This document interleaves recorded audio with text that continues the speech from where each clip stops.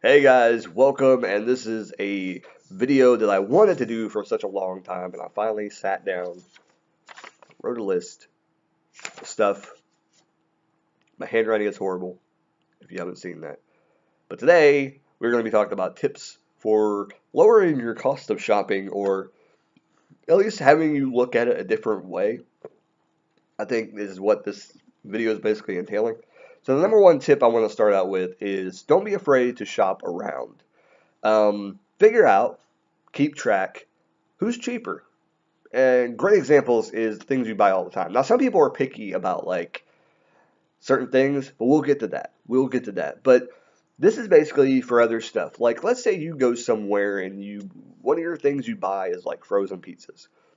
Shop around, and at some points, some things are going to be trying out stuff, and seeing which one do I like. That is a cheaper brand. So I guess a greater example is going to Dollar Tree and trying out some of their food that you know is going to be halfway decent and not like some of the stuff like if you get a dollar steak from the Dollar Tree, you know it's not going to be that great.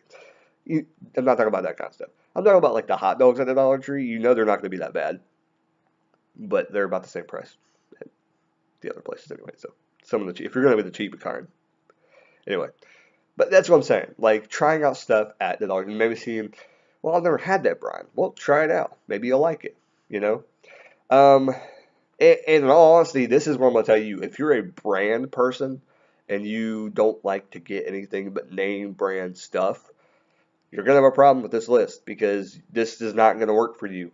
That is something I will tell you because if you're a brand person, this list is not for you. If if your significant other does not like to get generic items, this probably is just not going to help you because this is basically for people that want to lower costs. And to lower costs, sometimes you just got to go with generic items. And we buy generic items all the time. I've not died. I turned 36 this year. I haven't got sick from it. I've had some nasty stuff that wasn't very good, but that's where the whole testing and out brands that you never tried before, like the cheap plate things at Kroger and Walmart and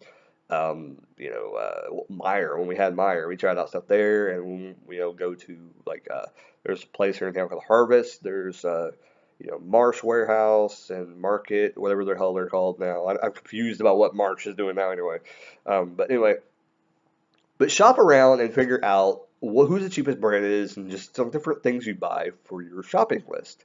And I think, even if you wanted to start small on just a couple things, like the next time you go into, let's say, the smaller convenience store in your area, check the prices and maybe you're like, oh, I think this is cheaper and whatever, and just buy it. Or you can just check the local ads for that place that you want to check out and whatever. And sometimes me and my wife went to three different places when we went shopping, and we necessarily probably didn't save on gas, but they weren't too far apart. Cause I think we used to go to the Dollar Tree. We went to where did we go in Muncie? I think Walmart. Did we even go to Walmart? I don't even know if we went to Walmart. I think we went to a like Marshes or something instead of Walmart. But then I think we went to Walmart as well and got something. So we went to three or four different places and we kind of shopped to get certain things. And I think there was even like another store we went to get some other stuff because we found out that it was cheaper to get that thing there. So yeah, so that's one thing to think about. Figure out, keep track of who's cheaper, and then continue to buy items like that, and it might save you a little bit of money. Here's the other thing. And this is kind of interesting. Tip number two, pay attention to the clearance aisles and closeout. This is particularly important just for snacks and extra items. If you like snacks, things like that. Kroger, and I think even Walmart. But Walmart usually, I think, throws their stuff in a certain area, and you can check out the clearance stuff. Kroger has stuff, though, in every single aisle. And I think even in Walmart, sometimes they'll have um, closeout items there. But I think it's harder to tell at Walmart when they're going out and not coming back. Because most times when that happens, they just don't get stocked, is what happens. Uh, or, yeah, that's basically it. Or they're just not selling. Um, but some grocery stores have them on the shelves, and you'll see closeout or clearance. And that basically means that they're not going to come back with it. Like when those items are gone, they're gone. So you don't want to get hooked on those items. But if you can get a cheap price, we had some small. I know like a while back, like a year ago, they had macaroni and cheese in a small container, and I think I had like bacon mixed into it, or it was just like another kind of like macaroni and cheese for some reason. There was a little thing where you just put a little bit of water in it and put it in the thing. I'm not really a huge fan of those, but they had like 4 or 5 of them left for like a quarter a piece, and we picked them up because my son likes that. He'll eat it, and was like, well, that's kind of something else. Would have make that for him and have like a hot dog or with it as well, and he'd be set. So we picked them up, so that helped with lunch a little bit for our son. And I think my wife had a snack at the time as well with it, and I know I had one just to try it out once again, but I still don't like it. But yeah, some stores you could catch closeout items, and it's not just food; it's other stuff, sometimes stuff that might be going away and not coming back. In like laundry aisle, the containers aisle at the grocery store. Other aisles, even the frozen areas have things that they put into the grocery store and they're just not selling, so they're just going to put over there before they expire. Because they may get that last shipment in, and then they tell the people, okay, we're not going to buy anymore because your stuff is not selling. So they mark it down, get rid of it, take it off the shelf. It lost its shelf space. That's what happens. I know Kroger will have their stuff at the end sometimes of one of the frozen aisles. They've started doing that um, with their frozen stuff, and some of their other stuff they'll just throw on tables and just get rid of it, like somewhere in the middle, back by the milk area or whatever. I think they do that sometimes. Um, and like I said, Walmart kind of condenses, and sometimes their clearance aisle is pretty good too. But I don't know where they put clearance stuff now. I have no idea. So they usually have a clearance aisle, or they'll just put it in the aisle and they'll just clearance it out in the aisle itself. But it's interesting because you could actually get some cool items clearance wise that are pretty neat. So yeah, I mean something kind of weird that you can kind of look for if you happen to see it. You can get some cool snacks. Like I said, we've got some different stuff before. I've gotten some. We got something. Oh, I know. They had some kind of the newer Pop Tarts. I think they one of the peanut butter ones. It was really good. I don't know why they got rid of it. Why people didn't buy it, I have no idea. It was really, really good. And because they had some kind of off of it, it's still around. But whatever they came out with, oh, I think it was the strawberry and peanut butter Pop Tarts that went away. So I'm like, it was just strawberry and peanut butter put together. They didn't go to strawberry Pop Tarts. That'd be weird. But the strawberry and peanut butter Pop Tarts that were together, kind of like a peanut butter jelly sandwich with strawberry jelly. They got rid of those. Those were on closeout one time at Kroger, and I got those. And those were super good. Like, I love them. And I'm like, really? They got rid of this? That was stupid. Anyways, people were buying the other dumb ones, but they didn't want to keep this. Makes no sense. Anyways, but that was really cool. Tip number 3, quality over cost. So this is where I'm going to talk about some of the items that. So recently, we stopped buying super cheap toilet paper. We got over that. And some people are like that. But if you don't mind, you can buy toilet paper for super, super cheap and save yourself a lot of money. But the other flip side is that you got to think about your cost in the long run.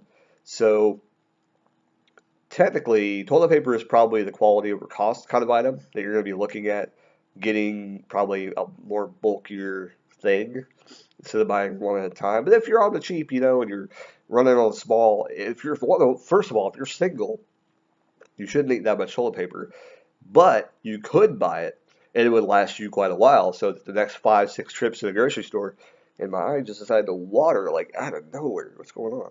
Anyways, um, yeah, you could pick it up, and it would save you a lot of time not having to buy that the next 5, 6 times to go to the grocery store because you won't be needing that much toilet paper unless you have a really bad case of diarrhea every single week. That's all I'm saying. Okay, And trash bags is another one too. You can buy those pretty cheap at Dollar Tree, and even Walmart and Kroger have cheap toilet paper. But you'll figure out the ones you really, really like. I like the Dollar Tree ones. But anyways, um, um, but just different things that you'll find out that are cheaper. But you can also get um, bulkier things of them and save money in the long run for having to keep on going to the grocery store and buying them. Food wise, with that though, this is kind of where the brand thing comes in, where if you kind of notice that a brand is better or you like a certain kind of brand for things, um, you're probably going to buy that brand. And that's where your quality that you really like that thing is going to overshadow the cost. But then you got to start thinking about, well, let's look for something to make that cheaper. Think to that thought. We'll come back to that at the end of the thing. But yeah, quality over cost, it's gonna matter. Certain things you're gonna want to spend money on, and if you could somehow look for ways to keep that cost down by buying other stuff that'll keep the cost down, you could other stuff that are cheaper, you can keep that cost down quite a bit. Number four, this is the big one. This is a huge one. I probably should have put it number one, but number four is a very, very good way to keep your list or keep your. I just told you what the hell it was. To keep your costs down, it is making a list. You should always make a list when you go to the grocery store, and when you go. Well, I wouldn't say when you go shopping in general, but I would, to be honest. Um, that it keeps you from overspending.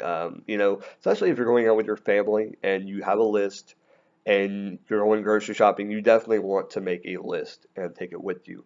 Um, now I know sometimes you will be really wanting to buy a couple extra items, but that's where you kind of cushion yourself. Now, I know my wife does this. She kind of, sets this, and she may put a kind of an extra cushion on it to where she knows we're not probably going to buy like two or three or four things that we're not expecting to buy because we'll come across them. Either one, there'll be a deal going on with it, or whatever.